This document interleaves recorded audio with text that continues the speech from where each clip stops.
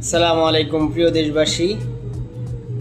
আর মাত্র কয়েক ঘন্টা, তারপরে সেই মাহেন্দ্রক্ষণ যার জন্য আমরা অপেক্ষা করেছি দীর্ঘ 17 বছর। আমার থেকেও অনেক বয়স বড়, যাদের 40-45 বছর বয়স, তারা হয়তো বা এই দিনটার জন্য অপেক্ষা করতেছেন।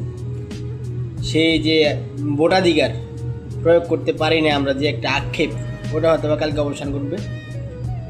তো সবার কাছে একটা অনুরোধ, যারা আজকে রাতে কিংবা আজকে ভোটের আগের দিন ভোটের কেন্দ্রে যাওয়ার আগ পর্যন্ত আপনাকে টাকা পয়সা দিয়ে ফোর্স করতে চাইবে, আপনার ভোটটা কিনতে চাইবে, তাদের জন্য জুতা রেডি রাখবেন, ঠিক আছে?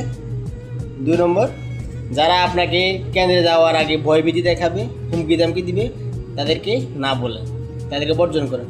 বুঝলেন? এখনই যদি আপনাকে ভয়ভীতি দেখায়, তাহলে ভবিষ্যতে তো কোনো উপায় নেই। ক্ষমতা আসলে কী করবে, ওটা আল্লাহ জানে। 3 নম্বর, আপনি যাকে ভোট দিবেন তার কাছে বাংলাদেশ নিরাপদ কিনা, আপনি নিরাপদ কিনা, আপনি নিরাপত্তাহীনতায় ভুগবেন কিনা তাকে ভোট দিলে, ওটা আপনাকে অবশ্যই চিন্তা করতে হবে। আপনি যদি নিরাপদ মনে করেন, আপনি যাকে নিরাপদ, সৎ, যোগ্য মনে করেন, তাকে ভোট দিবেন।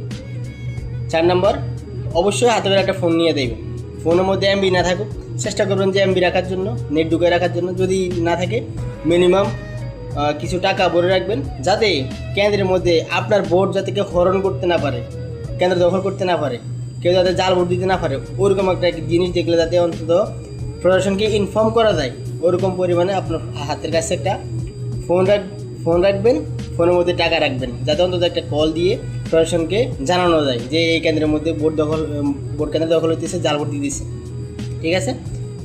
5 নম্বর, আপনার ভোট আপনার আমানত, আপনি যে ভোট দিয়েছেন ওই জিনিসটাকে আপনি বুঝে পাইছেন কিনা, আপনি অন্তত ওই কেন্দ্রকে পাহারা দেন।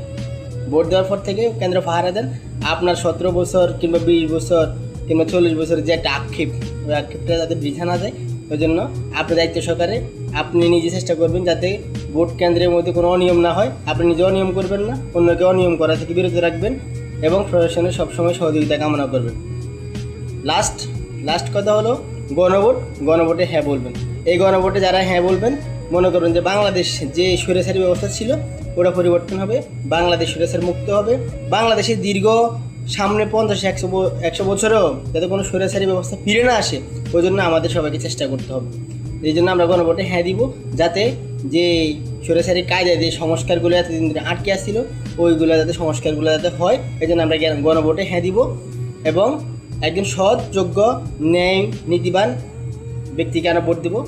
ইনশাল্লাহ আমরা বাংলাদেশ সামনের দিকে এগিয়ে যাবে ইনশাল্লাহ। আসসালামু আলাইকুম।